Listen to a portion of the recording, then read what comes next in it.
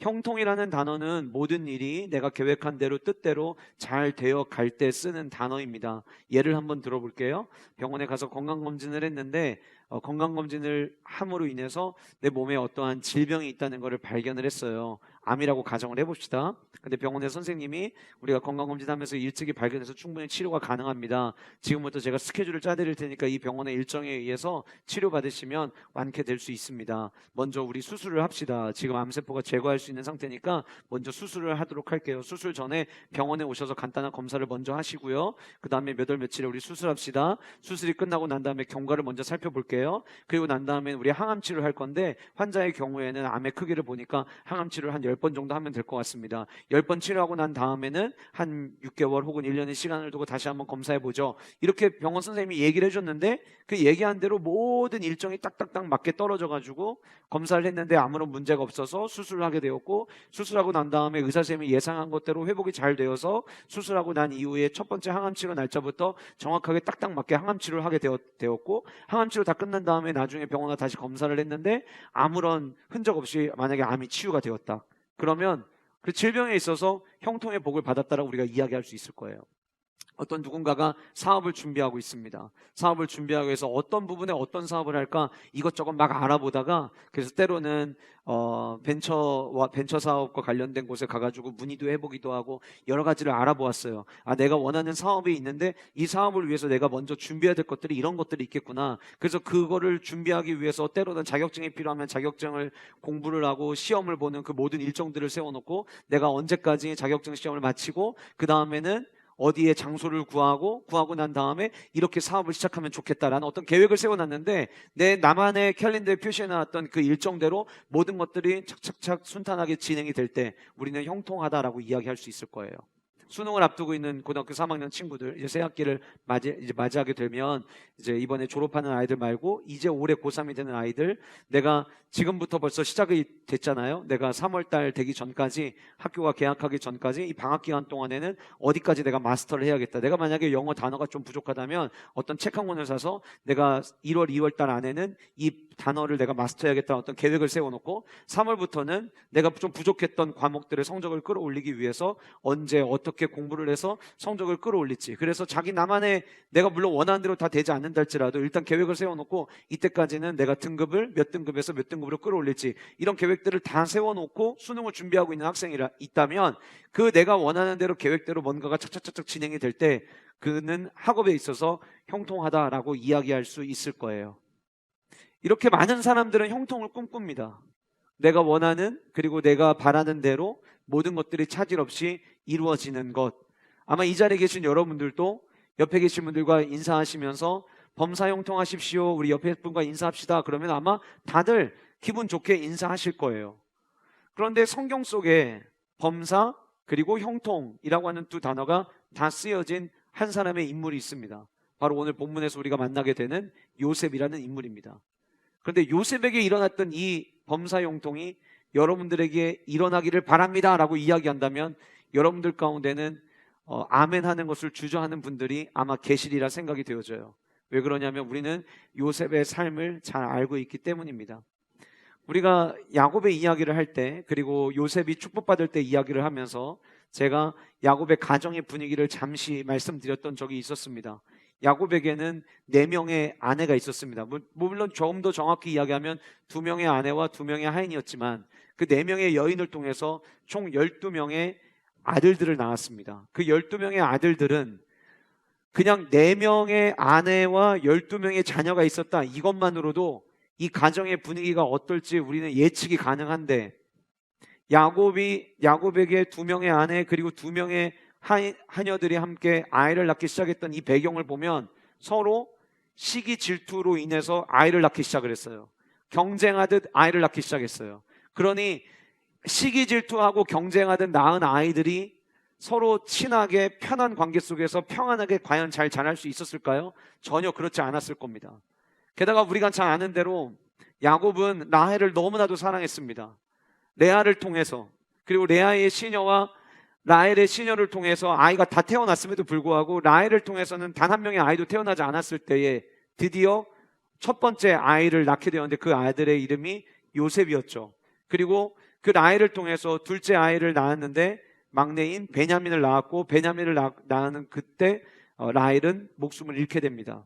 그러니 야곱의 입장에서는 가장 사랑했던 아내가 가장 먼저 세상을 떠났고, 그리고 아이를 낳자마자 세상을 떠났으니 요셉은 물론이거니와 베냐민은 아마 다른 어떤 아들들과는 의미가 굉장히 달랐을 거라고 생각이 되어져요.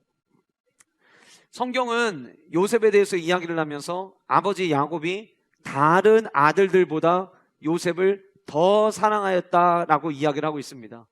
여러분, 편에는 누군가를 더 특별히 사랑하는 그 모습은 우리에게 시기 질투만 더 낳고 나중에는 아픔만 낳을 뿐이지 가정에게 아무런 도움이 되질 않습니다. 그런데 성경에서 이야기할 만큼 누가 봐도 야곱은 요셉을 너무나도 사랑했다는 것을 우리는 성경 말씀을 통해서 알 수가 있는 거죠. 우리가 잘 아는 대로 요셉은 어릴 적 아버지로부터 채색 옷을 받아서 그 채색 옷을 입고 지냈습니다. 모든 색깔이 다 들어간 화려한 색깔이어서 채색 옷이라고 부르기도 하지만, 당시의 채색 옷은 그냥 단순히 색깔의 화려함만을 이야기하는 것이 아니라 아버지의 상속자를 뜻하는 의미이기도 했습니다. 그래서 대부분 채색 옷은 장자들이 많이 입었어요. 왜냐하면 장자가 아버지의 가장 많은 유산을 받았기 때문이었죠. 그런데 우리가 아는 대로 첫째 르우벤에게 채색 옷을 입히지 않고 아버지 야곱은 11번째 아들이었던 요셉에게 채색 옷을 입혔습니다. 그러니 형제들이 얼마나 이 아들을 볼 때마다 속이 뒤집어졌겠어요. 더 놀랍고 안타까운 것은 그 요셉은 다 가지고 있었지만 눈치가 없었어요. 그래서 아버지의 그토록 많은 사랑을 받으면서 우리가 잘 아는 대로 17살이 되던 해에 꿈을 꾸게 되죠. 한 번도 아니고 두 번의 꿈을 꿨습니다. 근데 그 꿈 꾼 거를 자기 혼자만 그냥 어젯밤에 이런 꿈을 꿨어 하고 지나가도 되는데, 그 꿈의 내용을 굳이 형제들에게 찾아가 가지고 이야기를 하게 됩니다. 꿈의 내용은 굉장히 심플했어요. 내가 최고가 될 거다. 모든 형제들이, 심지어 나중에는 아버지까지 나에게 절하게 될 거다 라고 이야기하는 이 이야기를 들려주었을 때 형들은 그동안 참아왔던 그들의 뚜껑이 확 열리게 되었던 것이죠. 어느 날이었습니다. 형제들이 밖에 나가서 양을 치고 있을 때 아버지 야곱이 요셉에게 너 한번 형들 잘 지내는지 확인 좀 하고 오라고 형들을 세겜에서 양 치고 있을 때 세겜으로 요셉을 보냅니다. 그 귀중한 아들, 그 요셉이 세겜으로 가게 돼요. 근데 세겜에 도착해서 아무리 찾아봐도 형제들이 없는 거예요. 지나가는 사람들에게 묻습니다. 나의 형들이 여기 양치러 왔다고 들었는데 보이질 않아서 그러는데 어딘지 혹시 아시나요? 알고 보니까 형제들이 세겜에서 도단으로 옮겨갔다는 정보를 알게 돼요. 그래서 그 정보를 듣고 요셉이 도단으로 내려가게 됩니다. 그런데 요셉이 입고 있던 그 채색 옷 때문에 멀리서 걸어오는 그 요셉을 형들이 한눈에 알아볼 수가 있었어요. 형들이 이야기합니다.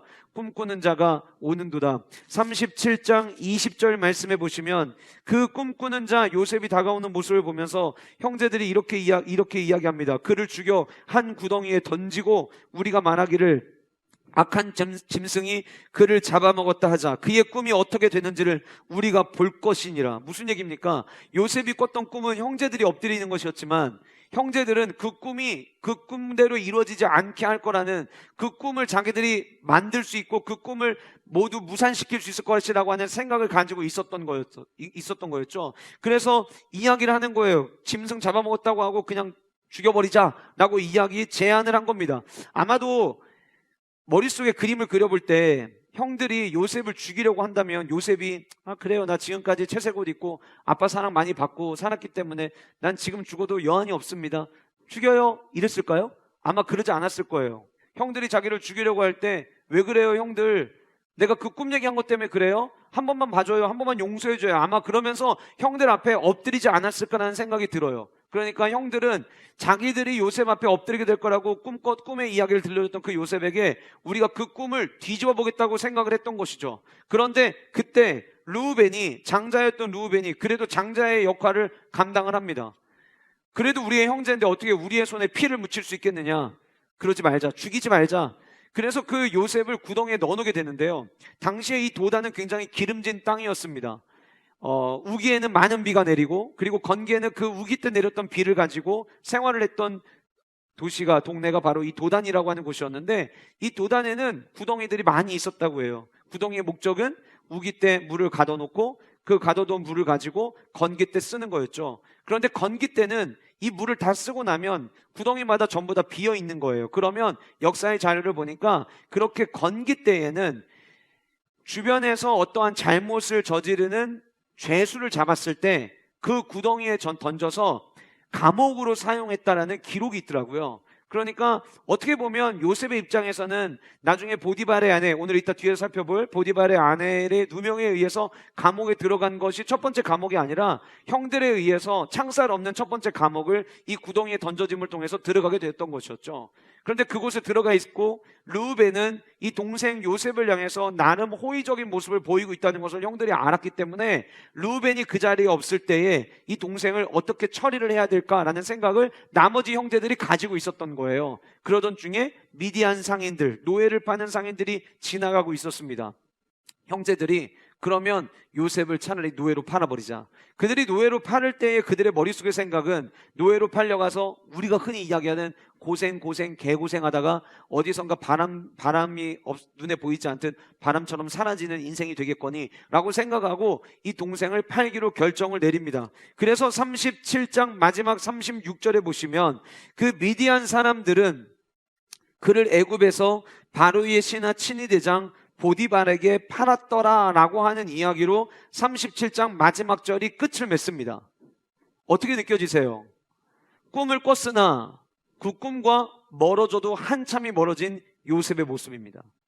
꿈을 꿨으나 그 다음 꿈이 이루어질 것에 대한 기대를 할 수 없는 상황에 놓여져 있는 요셉의 이야기로 37장은 마지막 끝을 나게 됩니다. 그리고 38장에는 요셉과 상관없는 유다와 다말의 이야기가 등장을 하고요.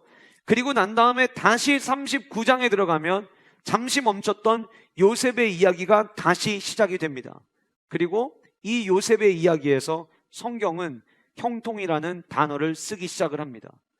39장 2절에서 첫 번째 형통이라는 단어가 나오고 39장 마지막 절인 23절에 제일 마지막에 형통하게 하셨더라로 이야기를 하면서 노예로 팔려갔던 그 요셉의 삶, 38장에 잠시 멈추고 39장에 다시 시작되는 그 요셉의 삶을 성경은 형통한 삶으로 이야기하고 있더라라고 하는 거예요. 아까 제가 말씀드렸잖아요. 성경이 이야기하는 이 형통, 요셉에게 이야기하는 형통의 의미가 이런 의미라고 한다면 아마 여러분들은 옆에 계신 분들과 형통하십시오라고 인사하는 거를 굉장히 부담스러워할 거예요. 왜냐하면 고통 속에서 경험해야 될 형통이기 때문인 거죠. 그런데 지난주 말씀 끝나고 난 이후에 기도하던 중에 하나님께서 제 마음 가운데 주셨던 것처럼 하나님은 저와 여러분들이 성경이 말하는 형통을 누리기를 원하신다라고 하는 거예요. 이것 봐요. 아멘 안 하시잖아요. 하나님은 저와 여러분들이 성경이 말하는 형통을 누리기를 원하신다라고 하는 거예요. 내가 원하는 형통과 그 형통이 다를 수 있어요. 그런데 성경이 말하는 그 형통의 주인공이 되기를 하나님은 원하고 계시고 오늘 이 말씀을 통해서 그 형통의 주인공의 모습은 어떤 모습을 가지고 있는지 저와 여러분들이 함께 살펴보려고 합니다. 첫 번째로 오늘 본문을 통해 우리가 눈떠야 될 범사 형통은 하나님의 꿈이 진행되는 형통입니다. 하나님의 꿈이 진행되는 형통. 제가 39장의 말씀을 묵상을 할 때 이 형통이라는 단어가 등장하는 39장에 있는 말씀을 묵상을 할 때 조금 전에 말씀드렸던 37장에서 이 요셉에게 일어난 일들이 등장을 했고 그리고 바로의 시위대장 보디발, 오늘날로 이야기하면은 경호실장이었던 보디발에게 이 요셉을 팔았다는 이야기로 끝이 나고 이대로 끝이 나는가 싶었던 내용이 38장에 등장을 한 거예요. 요셉과 전혀 상관없는 유다와 다말 이야기가 등장을 한 거예요. 물론 성경 속에서 유다와 다말 이야기가 우리에게 전하려고 하는 메시지도 굉장히 의미 있는 메시지긴 하지만 요셉의 이야기를 차라리 쭉 이어가는 거를 효율적으로 선택한다면 유다와 다말 이야기는 사실상 37장 앞에 와도 아무런 문제가 없어요. 그럼에도 불구하고 중간에 38장에다가 유다 다말 이야기를 껴놨다는 거죠. 그리고 껴놓고 나서 다시 39장의 이야기가 딱 진행이 되는데 우리가 잘 아는 대로 37장은 꿈 얘기였거든요.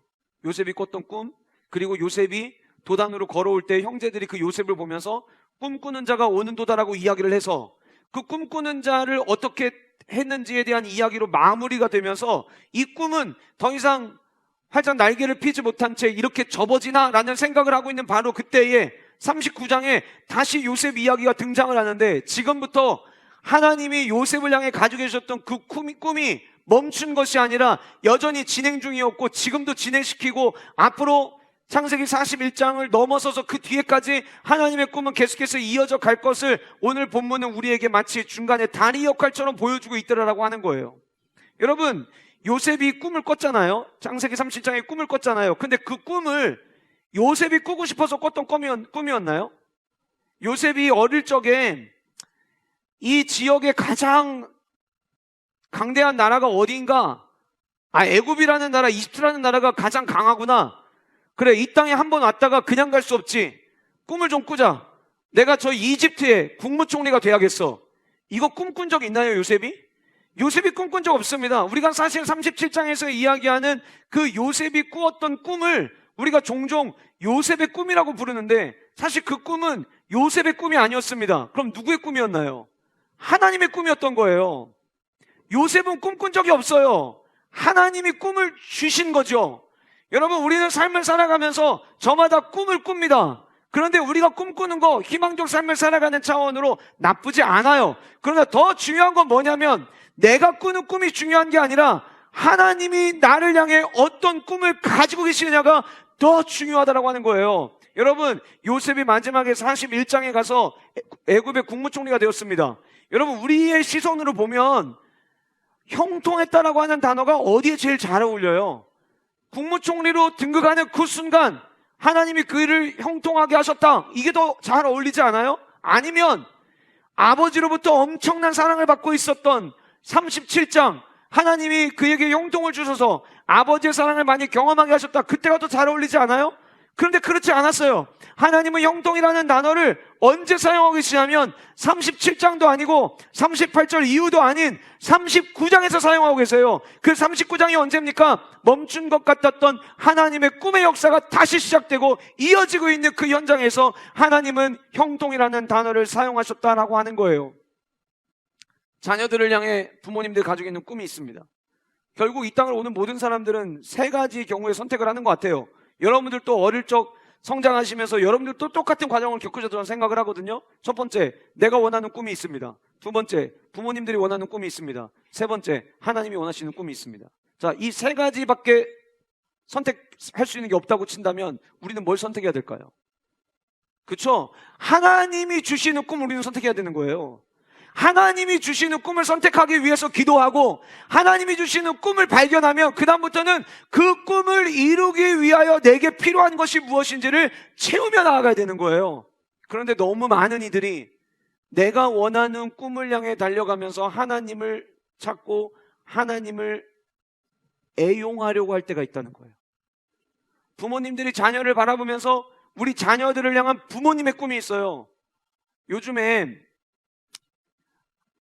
한 방송사에서 성적이 낮은 아이들을 대한민국의 엄청 유명한 수학 선생님, 영어 선생님을 데려다 놓고 이 애를 가르쳐가지고 성적을 끌어올리게 하는 프로그램이 있어요. 제가 한번 치를 떨어졌던 적이 있어요. 그리고 그때 저희 아이들이 우리 엄마 아빠가 이강민이고 윤선주에서 참 고마워한 날이 있었어요. 언제였냐면 한 아빠랑 엄마가요, 노답이에요. 애가 원하는 건 다 상관없이 무조건 너는 의대를 가야 된다는 거예요. 그 엄마 아빠가 저는 의사인 줄 알았어요. 알고 봤더니 엄마 아빠는 병원에서 근무를 하세요. 엄마 아빠가 병원에서 근무를 해보니까 의사가 짱인 거예요.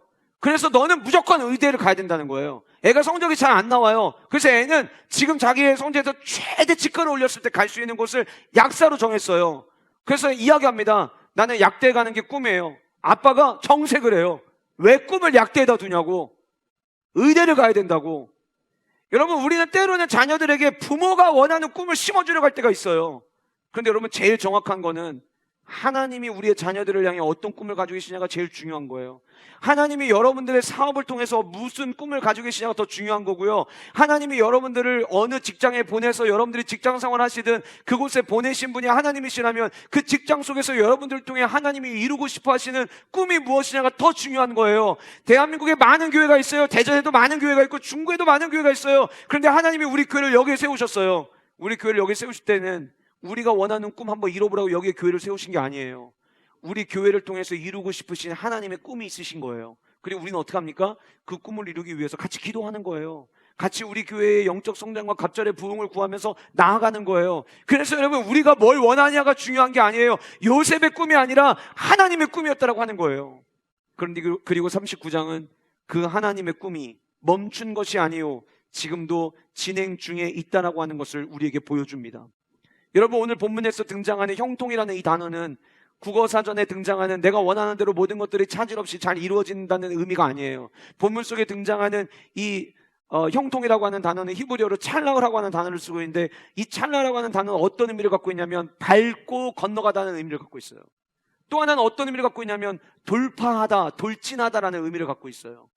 여러분, 하나님의 꿈을 가진 자들에게 하나님은 형통의 복을 주십니다. 그 형통의 복을 주셔서 어떤 일들이 일어나느냐, 내 삶 가운데 어려운 일들이 있을 수 있어요. 역경이 있을 수 있어요. 그런데 하나님은 하나님의 꿈을 심어놓은 자는 그 어려운 역경들을 밟고 나아가게 하시는 거예요. 그 역경 때문에 주저앉게 만드시는 게 아니라 역경이 있다 할지라도 그 역경을 밟고 일어서서 돌진하게 하시고 나아가게 하시는 것, 그것이 형통이다라고 하는 거예요. 오늘 본문에 등장하는 요셉은 지금 그 형통의 삶의 길을 걸어가고 있는 거예요. 여러분, 우리가 잘 아는 대로 요셉은 진짜 파란만장한 삶을 살았습니다. 요셉의 삶을 이야기할 때 요셉의 삶의 신분의 변화를 옷 하나를 가지고 이야기할 수 있다라고 이야기하는 신학자들이 많이 있어요. 요셉은 처음에 채색 옷으로 시작을 했습니다. 그런데 형들에 의해서 그 옷이 벗겨졌어요. 나중에는 노예의 옷을 입었어요. 노예의 옷을 입고 보디발의 집에 팔려서 이번에는 그 집의 모든 것들을 관장하는 집사의 옷을 입게 됩니다. 그런데 우리가 뒤에 살펴보겠지만 보디발의 아내가 누명을 씌움으로 말미암아 이번에는 그 집사의 옷을 벗고 죄수의 옷을 입습니다. 나중에는 그 옥 안에 들어와 있는 다른 바로의 밑에 있었던 주요 관직에 있었던 사람들의 꿈을 해몽함으로 말미암아 마지막에는 국무총리의 옷을 입어요.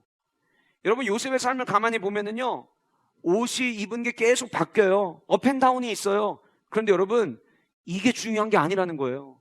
우리는 지금 요셉이 무슨 옷을 입고 있느냐, 내가 지금 무슨 옷을 입고 있느냐, 내가 지금 어떤 상황 가운데 있느냐, 우리는 그거를 보고 형통을 이야기를 해요. 근데 진짜 형통은 내가 지금 무슨 옷을 입고 있느냐가 중요한 게 아니라 지금도 하나님의 꿈을 이루기 위해 살아가고 있느냐가 중요한 거예요. 저는 이 자리에 계신 모든 분들이 하나님의 꿈을 향해 달려가는, 내게 주신 하나님의 꿈을 이루기 위해 달려가는 그 축복의 주인공 되시기를 주님의 이름으로 축복합니다. 여러분, 내 꿈을 이루기 위해서 하나님을 끌어오는 인생이 돼버리잖아요. 그러면 나중에 내 꿈이 이루어졌을 때 하나님을 모른 척합니다. 반대로 하나님이 내게 이루실 꿈을 향해서 내가 달려가면 그 꿈이 이루어졌다라고 여겨졌을 때 교만하지 않습니다. 왜요? 내가 이룬 게 아니라 하나님이 이루게 하신 거기 때문에. 그러면 거기서 그냥 겸손만 남고 끝나느냐? 아니에요. 내 힘으로는 도무지 이룰 수 없는 이 꿈을 이루게 하신 그 하나님께서 이번에는 또 어떤 꿈을 꾸게 하실까를 기대하고 나아가는 인생이 되는 거예요.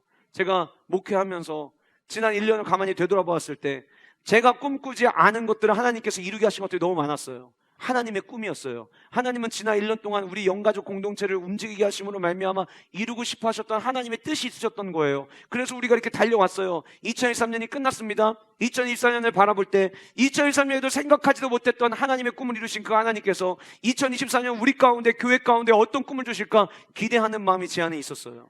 여전히 지금도 그 마음이 있어요. 그리고 달려가는 거예요. 무엇을 위해서요?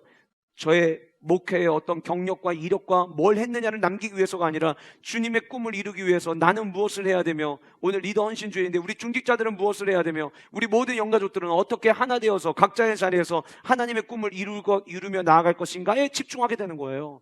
저는 우리 교회가 하나님의 꿈이 진행되어 가는 교회 되기를 원합니다. 여러분들 모두의 삶이, 여러분들의 자녀들의 삶이, 여러분들의 사업이, 여러분들의 직장생활이, 여러분들의 학교생활이 하나님의 꿈이 이루어져 가는 그 현장이 되시기를 주님의 이름으로 축복합니다.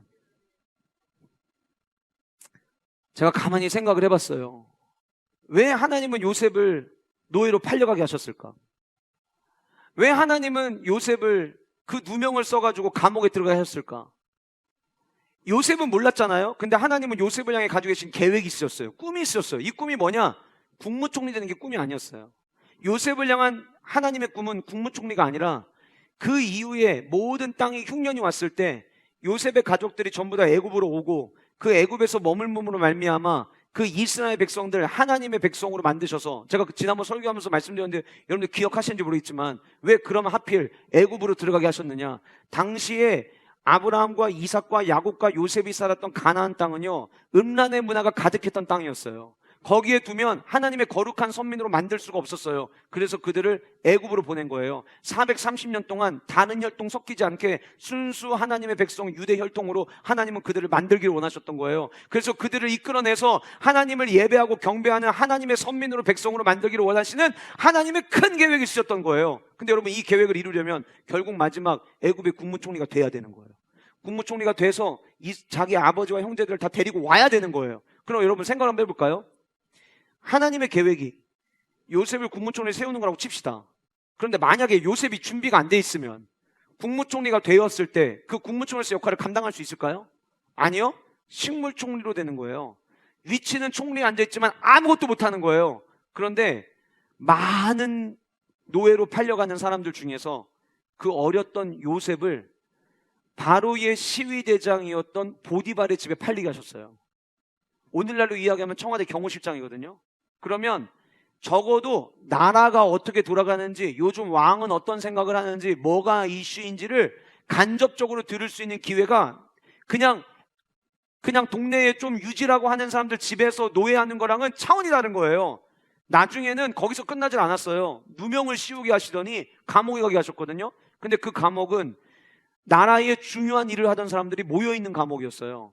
거기서 사람들의 억울한 이야기, 그 다음에 나라 이야기를 듣다 보니 이 나라를 다스리는데 필요한 게 무엇인지, 그리고 갖지 말아야 될 모습은 무엇인지 거기서 요셉은 들으면서 배울 수 있는 기회가 있었던 거예요.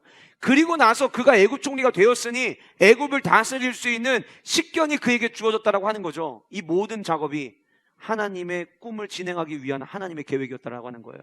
때로는 우리의 삶 가운데 아픔의 상황들이 올 수 있습니다. 그러나 사랑하는 성도 여러분, 내가 모르는 하나님의 꿈이 있어요.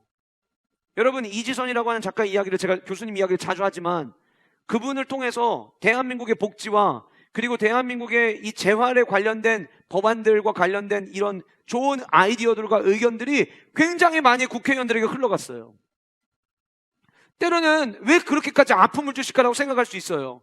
그런데 그 깨어있는 그 한 사람, 요즘 위라클이라고 하는 채널에서 운영을 하고 있는 박이라고 하는 그 형제도 생각해보면 너무 비참하지 않아요?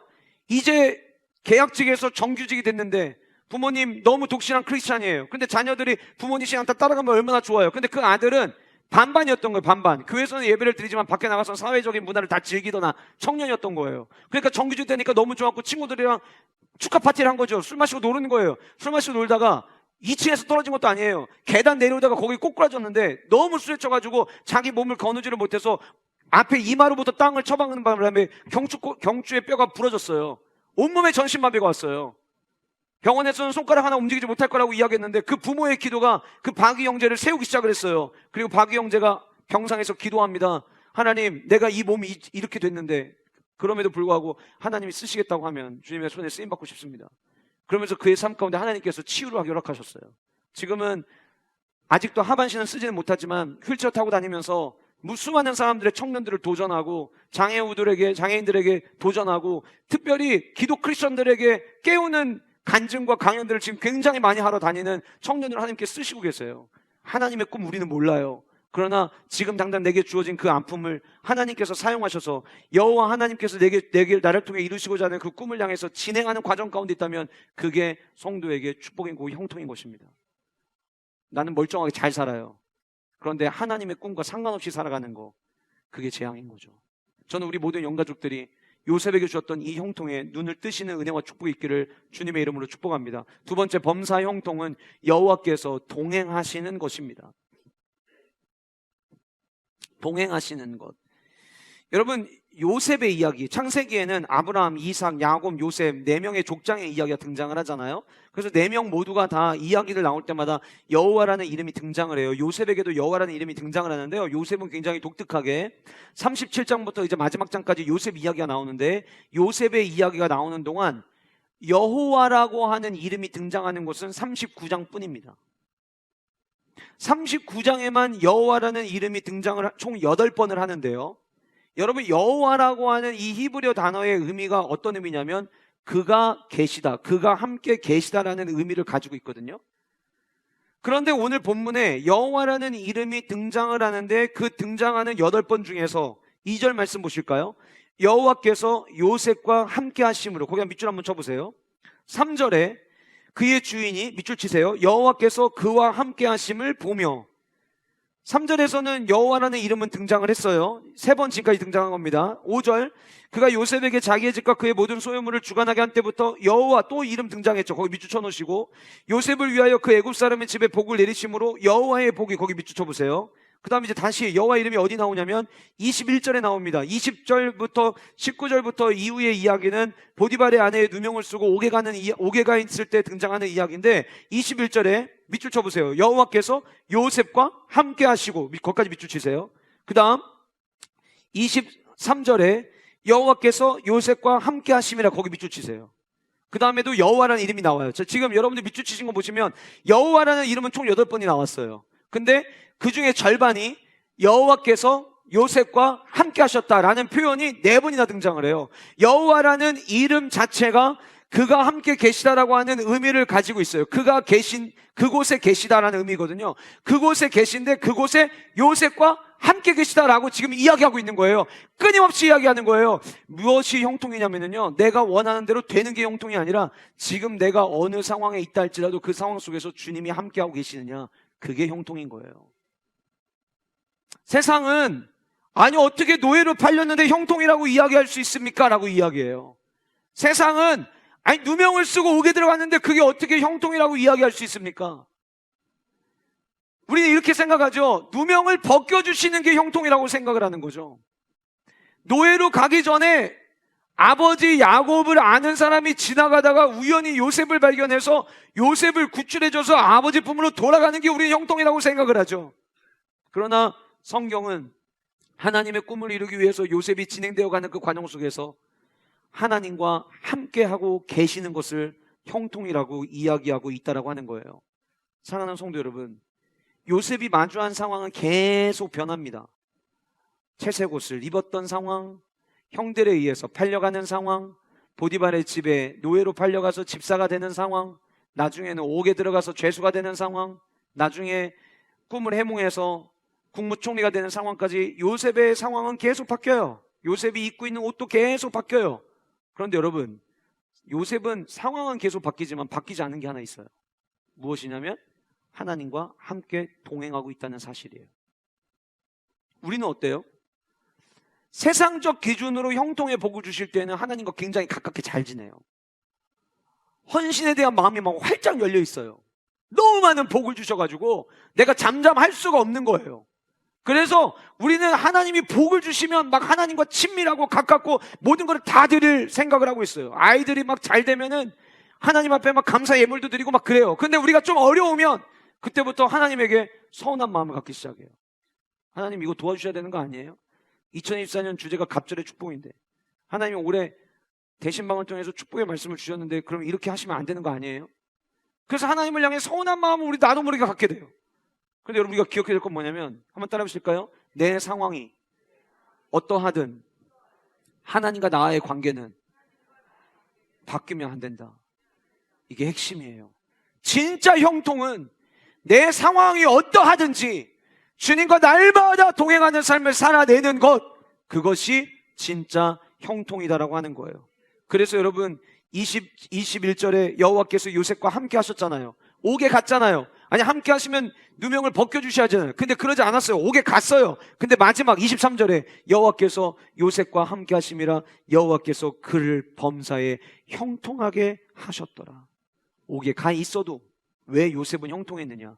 여호와 하나님께서 함께 하셨기 때문이다 라고 하는 거예요. 여러분, 인생은 오르막길이 있을 때도 있고 내리막길이 있을 때도 있습니다. 오르막길 오를 때 내 힘으로 올라간 것 같잖아요. 근데 우리가 오르막길 올라갈 때 잘 올라가려고 하나님은 뒤에서 저와 여러분들이 밀어주십니다.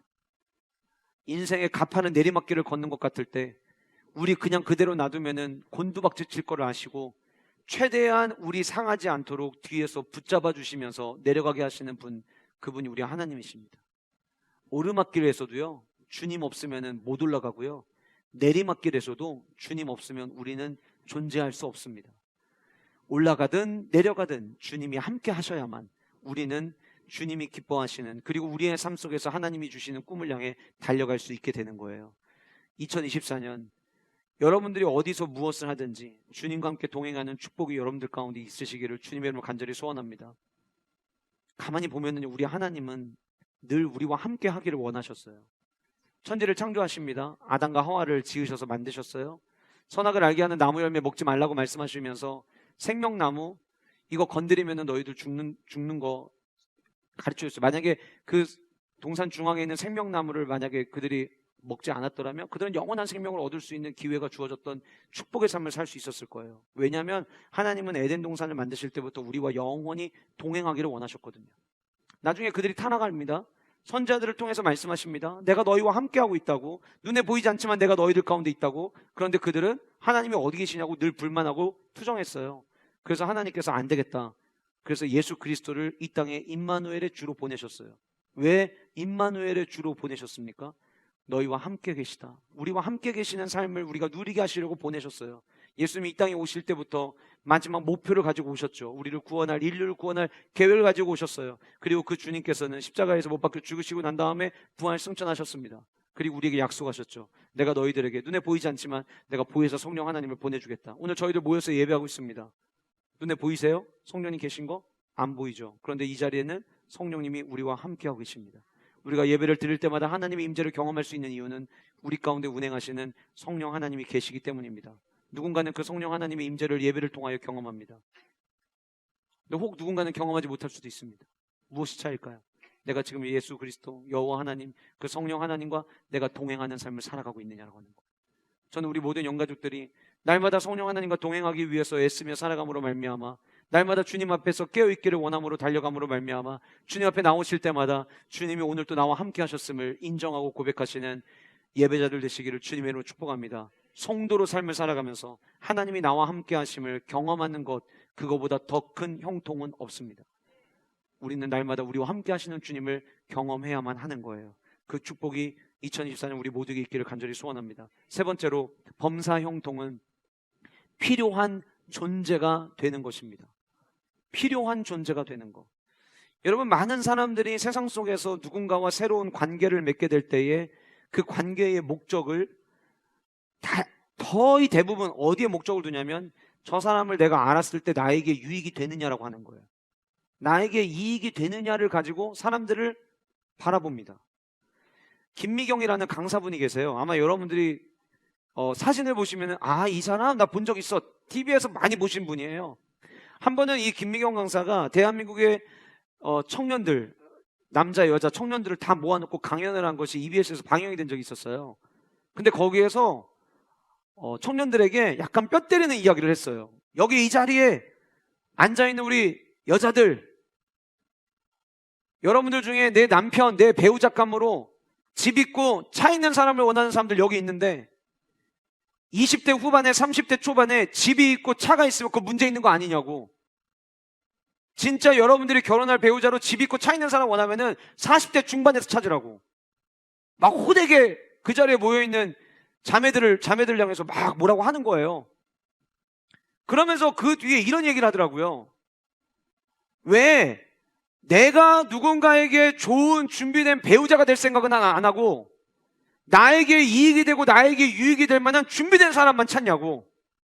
그렇게 결혼 생활하면 만족이 없다고. 저도 모르고 아멘을 하게 됐어요. 여러분, 이것이 세상 사람들이 생각하는 결혼이에요. 누구를 만날까? 누구를 만나면 내가 좀 더 편하게 살 수 있을까? 누구를 만나면 내가 좀 발도 피고 좀 화려한 삶을 좀 살아낼 수 있을까? 내가 성장하면서 우리 가정이 좀 어렵고 힘들었다면 좀 그래도 갖춘 사람 만나고 좀 편하게 살고 싶은 꿈을 대부분의 사람들이 꿉니다. 그런데 교회 다니는 성도의 배우자와는 좀 달라야 돼요. 우리는 어떻게 해야 되느냐? 저 사람 곁에서 내가 무엇을 어떻게 도와줄 수 있을까? 상대방에게 필요한 존재가 되려고 할 때에 그 가정은, 그 부부관계는 행복한 관계가 될 수 있는 거예요. 여러분, 인간이라고 하는 동물은요, 절대 만족을 못하는 동물입니다. 무슨 얘기냐? 내가 저 사람을 만나면 저 사람이 내 삶의 부분들을 채워줄 거야 라는 기대감을 가지고 결혼하면요, 그 결혼은 언젠가 불행을 맞이하게 됩니다. 왜냐하면 우리의 만족이 끝이 없기 때문이죠. 그런데 결혼을 시작할 때부터 내가 저 사람에게 어떤 필요한 존재가 될 수 있을까를 생각하고 결혼을 하면 그 결혼은 행복한 결혼 생활을 할 수 있는 거예요. 대한민국의 대표적인 인꼬 부부 그러면은 여러분들 누가 떠오르세요? 대한민국의 사극의 여러 왕이 되었던 최수종 장로님. 근데 한번 최수종 장로님이 한 예능 프로에 나와서 자기가 집에서 제일 많이 하는 말, 그거를 알아맞추는 약간 질문이었어요. 사람들이 막 알아맞추는 거예요. 최수종이라고 하는 이 탤런트가 우리가 다 아는 대한민국의 인꼬 부부 대표 중에 하나인데 이 사람이 집에서 무슨 말을 제일 많이 할까? 최수종 장로님이 집에서 제일 많이 하는 말이 뭔 줄 아세요? 기다려봐요. 내가 해줄게요. 이 말을 제일 많이 한대요. 늘 생각하는 거예요. 자기 아내인 하이라 씨에게 나는 어떤 도움을 줄 수 있을까를 늘 생각하는 거예요. 칼질하고 있으면 기다려봐요. 내가 도와줄게. 가서 도와준대요. 여러분, 우리의 삶이 누군가에게 필요한 존재가 돼야 되지 않겠습니까? 그런데 많은 사람들은 거래를 할 때에도 이 사람을 내가 어떻게 이용하면 나에게 유익이 될까? 단순히 비단 남녀 간의 문제가 아니에요. 사업을 할 때에도, 같은 직장에서 한 팀으로 일할 때에도 저 사람은 나한테 별로 도움이 안 될 것 같아. 그럼 굳이 친절을 베풀지 않아요. 근데 때로는 교회 안에서도 이런다는 거죠. 교회 안에서 성도들과 관계를 할 때, 물론 우리 교회 성도들 가운데 그런 분들이 안 계실 거라 믿고 안 계시기를 바라지만, 저 사람이 가지고 있는 게 좋고, 저 사람이 가지고 있는 탤런트가 좋고, 저 사람이 가지고 있는 인적 자원이 좋아서 다른 사람들과는 교제할 생각을 안 하고 유독 관심 있는 사람하고만 교제하려고 해요. 왜 그러는 줄 아세요? 나에게 이익이 되는 사람만 찾기 때문이라는 거예요.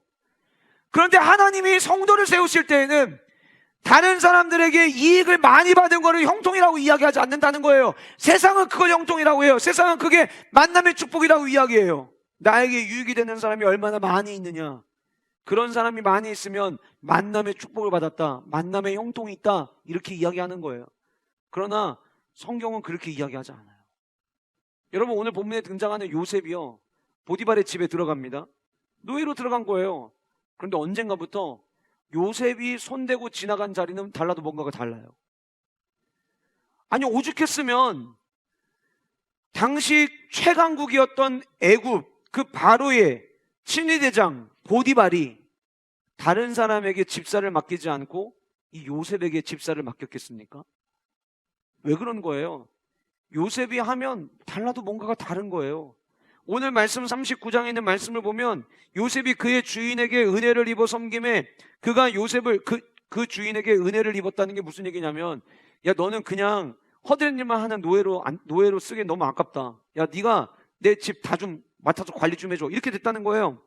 그래서 그가 요셉을 가정 총무로 삼고 집에 있는 일하는 노예들 중에서 집사로 삼은 거예요. 모든 거 다 맡으라고 한 거예요. 자기의 모든 소유를 다 그의 손에 위탁했대요.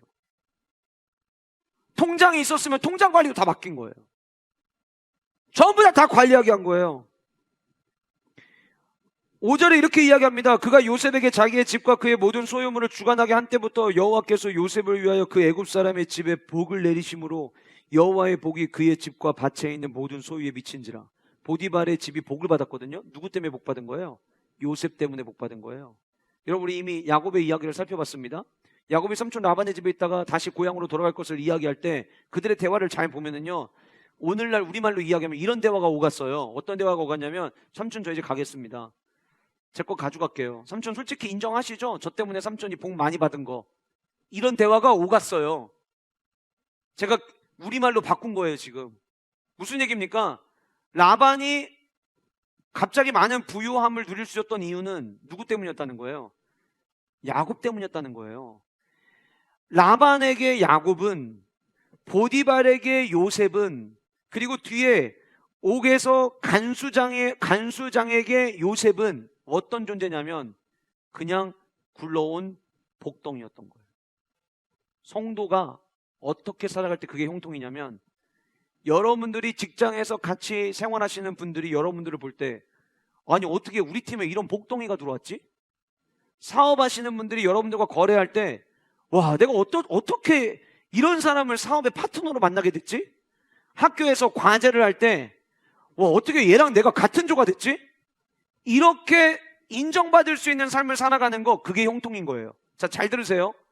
신분이 중요한 게 아니에요. 내가 지금 얼마나 많이 갖고 있고 내가 지금 무슨 옷을 입고 있느냐가 중요한 게 아니에요. 내가 있는 곳에서 나는 다른 사람에게 필요한 존재의 삶을 살아가고 있느냐가 더 중요하다라고 하는 거예요. 여러분, 하나님께서 저와 여러분들에게 원하시는 삶이 있어요. 예수님이 이 땅에 오셔서 산상수훈 말씀을 하시면서 우리에게 전해줬던 메시지가 있거든요. 우리 같이 마태복음 5장 13절과 15절을 같이 화면 보시면서 읽어보도록 하겠습니다. 같이 읽겠습니다. 시작.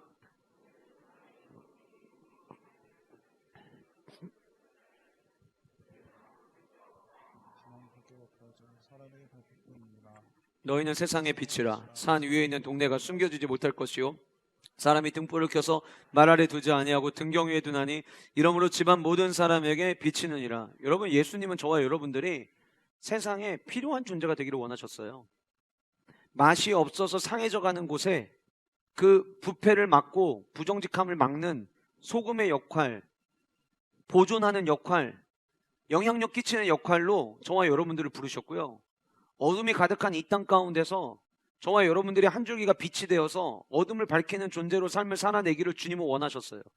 주님이 우리에게 원하시는 삶은요, 다른 사람에게 빌붙어가지고 다른 사람 거 빼먹는 인생되라고 우리를 부르신 게 아니라 우리가 가지고 있는 거 나누면서 빛과 소금이 되라고 우리를 부르셨다라고 하는 거예요.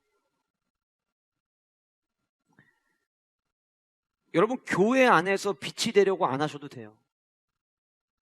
교회 안에서 소금이 되려고 노력하지 않으셔도 돼요. 오늘 리더 헌신 주일입니다.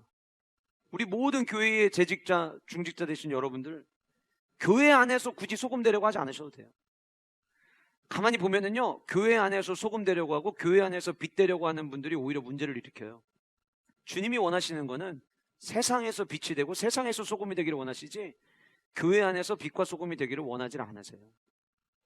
주님이 우리에게 요구하시는 거는 저와 여러분들이 어느 곳에 있든지 저와 여러분들 때문에 주변 사람들이 이익이 되는 삶을 살게 하기를 원하시는 거예요. 여러분, 요셉이 누명을 쓰고 옥에 갔잖아요.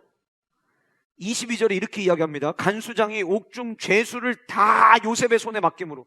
이 옥이 그냥 평범한 잡범들 모여있는 옥이 아니에요. 엄청난 인물들이 이 안에 들어와 있어요. 근데 그 모든 사람들을 요셉의 손에 다 맡김으로 그 재반 사물을 요셉이 처리하였다. 23절 간수장은 그의 손에 맡긴 것을 무엇이든지 살펴보지 아니하였다. 무슨 얘기예요? 뭘 맡겨도 너무 잘 끝내놓는 거예요. 뭘 맡겨도 그게 죄수들 밥 먹는 거든 아니면은 뭐 청소하는 거든 아니면 다툼이 났을 때 그거를 잠재우는 거든 무슨 일이든 요셉에게만 맡기면 깔끔하게 정리가 되는 거예요. 이러면 안 되잖아요. 여러분들에게 뭔가를 맡겼는데 오히려 일을 막 크게 만들어버리고. 그래서 야, 다음부터 시키지 마. 그냥 빼. 어디 회사에서 회식 가는데 간대? 회식은 또 왜 온다냐? 그냥 오지 말지.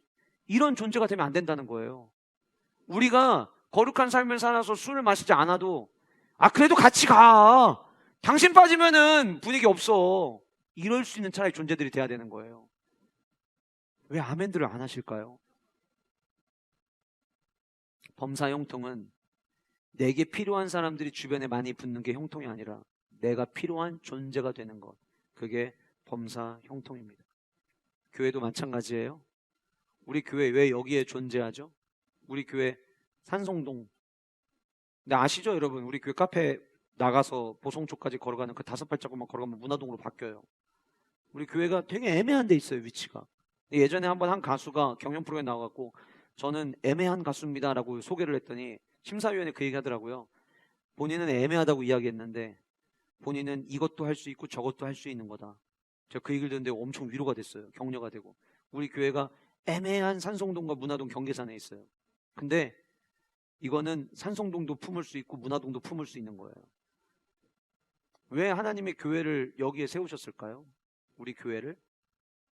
이 주변에 있는 사람들 통해서 이익 받으라고요? 아니에요. 우리가 지역에 이익을 주는 자들이 되라고 이곳에 교회를 세우셨어요. 올해 5월 우리 와우키즈 페스티벌 다시 시작합니다. 단 한 명의 어린이라도 5월 어린이날이 되었을 때 갈 곳이 없고 누릴 것이 없어서 어린이날 다가오는 것을 괴로워하는 아이들이 있다면 그 아이들을 섬기기 위해서 우리는 달려갈 거예요. 우리의 헌신이 있을 거예요. 그런데도 우리는 해야 돼요. 왜요? 교회는 그런 곳이기 때문이에요. 예수님이 갈릴리와 가버나움에서 주로 사역을 하셨어요. 다시 말씀드리면 갈릴리와 가버나움에 복음이 있었던 거죠. 사복음서에서 가장 많은 도움을 받고 가장 많은 기적이 일어나고 가장 많은 사람들이 복을 받았던 곳이 바로 이 갈릴리와 가버나움이었어요. 왜요? 예수님이 계셨기 때문에. 저는 우리 교회 때문에 산성동이 복받기를 원합니다. 우리 교회 때문에 문화동이 복받기를 원하고, 더 나아가 중구가 복받기를 원하고, 더 나아가 대전의 성수야를 통해 대전이 복받기를 간절히 소원해 봅니다. 교회는 빛이 돼야 되고 소금이 돼야 되고 흘려보내야 돼요. 저는 우리 교회가 이 지역에 그 사명 감당하는 교회 될 수 있기를 간절히 소원합니다. 우리 교회가 여기 있을 때 지역의 주민들이 우리를 바라보는 시선이 있어도 그만 없어도 그만인 교회가 아니라 없으면 안 되는 교회 될 수 있기를 주님의 이름으로 축복합니다. 마지막 네 번째로, 범사 형통은 죄를 이기는 것입니다. 잘 들어보세요, 여러분. 죄를 짓고도 아무 일도 안 일어나는 게 형통이 아닙니다. 가끔 착각하는 분들이 계세요. 말씀대로 안 살았는데도 불구하고 나름 잘 되는 걸 형통이라고 생각하는 분들이 계세요. 그렇지 않습니다. 진짜 형통은 죄를 이기는 게 형통입니다. 39장 6절은 이렇게 마무리가 됩니다. 요셉은 용모가 빼어나고 아름다웠더라. 그런데 용모가 빼어나고 아름다웠던 것이 화근이 될 줄 누가 알았어요? 7절, 그 후에 그의 주인의 아내가 요셉에게 눈짓하다가 동침하기를 청합니다. 요셉이 거절하면서 이야기합니다. 보디발의 아내에게 이야기하는 거예요. 보디발이 나에게 집안의 모든 것들은 다 간섭해도 된다고 했지만, 다 내 손에 위탁했지만 당신만큼은 손대면 안 된다라고 이야기했습니다. 그게 9절에 나와요. 그만 것은 당신뿐이니 당신은 그의 아내임이니라. 6절 말씀에 보면 그의 소유를 다 요셉에게 위탁하고 자기가 먹는 음식 외에는 간섭하지 아니하였다라고 이야기를 했는데, 이렇게 번역을 해버리는 순간 보디발은 음식에 욕심이 되게 많은 사람이 돼버렸어요. 근데 6절과 9절을 연결해서 보면 뉘앙스가, 그때 당시 히브리 어법이 이 먹었다라고 하는 표현이 아내를 상징하는 것으로 관용어적으로 쓰였던 표현이라고 하더라고요. 그러니까 사실상 위에서 이야기한 것도 아내만 건드리지 마라고 얘기를 했던 것 같아요. 그런데 여러분, 요셉이 이 보디발의 아내의 유혹을 받기 시작을 하는데 7절에서 동침하기를 청했잖아요. 근데 한 번으로 끝나지 않았습니다. 10절에 가서 보면 날마다 요셉에게 청하였지만 요셉이 듣지 아니하고 동침하지 아니할 뿐더러 함께 있지도 아니했다라고 이야기하고 있어요. 아예 죄가 일어날 만한 상황을 만들지 않아버린 거예요. 날마다 접근했는데 날마다 끊어낼 수 있었어요. 왜 그게 가능했느냐? 9절에 이렇게 이야기를 합니다. 9절 뒷부분에 보시면 내가 어찌 이 큰 악을 행하여 하나님께 죄를 지으리까? 우리는 이미 앞에서 성경이 말하는 형통은, 범사 형통은 주님과의 동행이라고 이야기를 했어요. 주님과 동행하면서 주님이 원치 않는 삶을 살았는데 아무 일도 안 하고 넘어가는 게 형통이 아니에요. 주님이 원하시지 않은 일은 주님이 내 앞에 계시고 내 곁에 계시다는 것을 인정함으로 말미암아 내 안에 그 죄악이 어떤 죄악이든, 그 성적인 죄악이든 아니면 십계명에서 하지 말라고 하는 것들이든 어떤 죄악이든 그 죄악을 이겨내는 자가, 그게 진짜 형통한 사람이지, 죄를 짓고도 아무 일도 일어나지 않는 것을 다행으로 여기고 그것을 형통으로 여긴다면 그건 잘못된 것이라는 거예요. 여러분, 늘 죄는 우리에게 달콤한 것으로 우리에게 약속을 해옵니다. 우리 지금 형제스쿨에서 원죄에 대해서 다루고 있는데, 여러분, 뱀이 하와를 유혹하기 시작할 때 너 죄지면은 큰일 난다, 너 죄지면은 너 진짜 끝난다, 너 죄지면은 완전히 이 에덴동에서 내쫓김 당할 수 있어, 그런데 한번 해볼래? 이렇게 이야기하지 않았어요. 뱀이 어떻게 유혹을 했냐면 하나님이 먹지 말라고 하는 거 그거 니네들 눈 맑아져가지고 하나님처럼 될까봐 그러는 거야.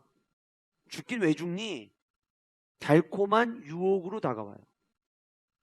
그런데 인간은 그 달콤한 유혹을 믿는데 문제가 있다는 거예요. 하나님의 말씀을 믿어야 될 저와 여러분들이 달콤한 유혹을 믿어서 그 죄를 저지르면 그때부터는 죄를 달고 사는 인생이 되는 거죠. 지금도 수많은 유혹이 저와 여러분들의 귓가에 들립니다. 나 성경이 말하는 거 하나님이 원하시는 게 뭔지 아는데 난 그래도 내가 원하는 신앙생활의 방식과 내가 원하는 루틴대로 신앙생활에도 아무 일도 안 일어나던데 그거를 다행으로 여기시지 마시라는 거예요.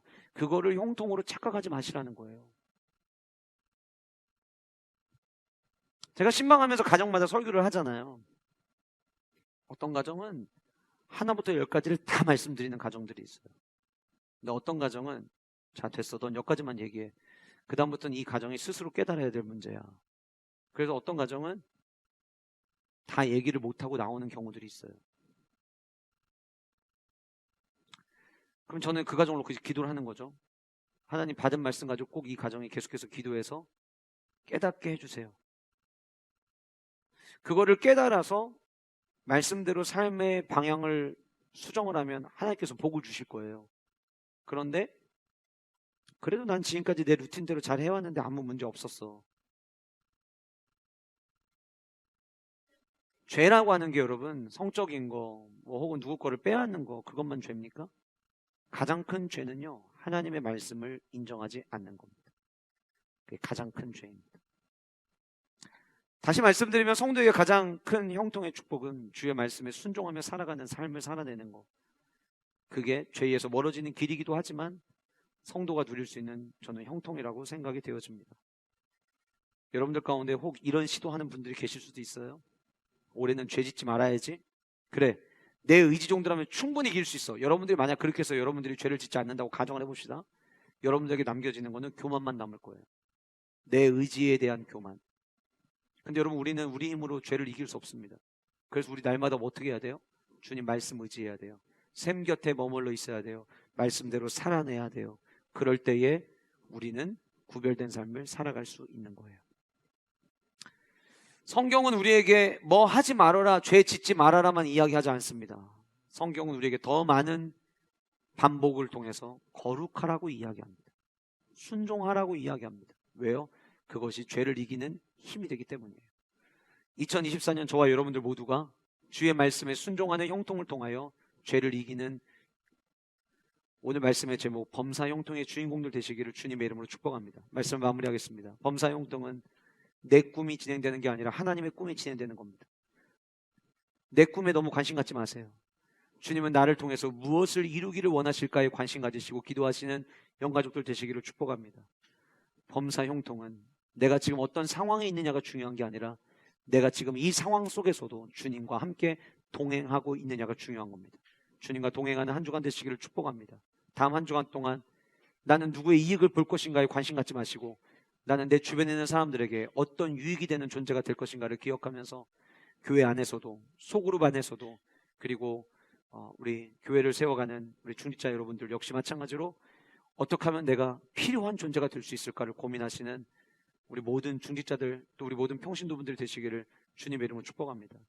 헌신치고 부담되지 않는 건 하나도 없습니다.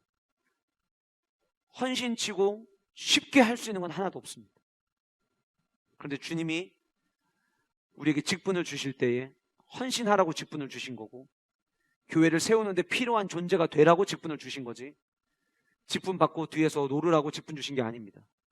그래서 우리는 질문해야 됩니다. 주여 교회에 필요한 직분 되게 하여 주옵소서. 교회에 필요한 성도 되게 하여 주옵소서. 죄를 이기는 것 그게 형통입니다.